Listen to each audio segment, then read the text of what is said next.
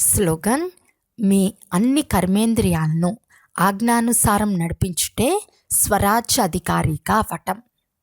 అవ్యక్త సూచన: నిశ్చయం అనే పునాదిని గట్టి చేసుకుని సదా నిర్భయులుగా, నిశ్చింతులుగా ఉండండి. నిశ్చయ బుద్ధి అంటే అర్థం చింతలేని చక్రవర్తి.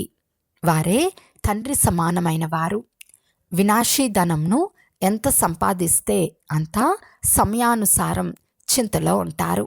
కానీ ఎవరికైతే మేము ఈశ్వర్య కషానాలకు అధికారులము, పరమాత్మునికి బాలకులము అనే నమ్మకం ఉందో వారు సదా స్వప్నంలో కూడా చింతలేని చక్రవర్తులుగా ఉంటారు.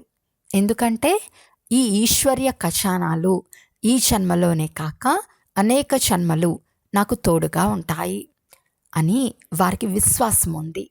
అందువలన వారి నిశ్చయ బుద్ధి గలవారిగా, నిశ్చంతులుగా ఉంటారు. అచ్చా. ఓం శాంతి.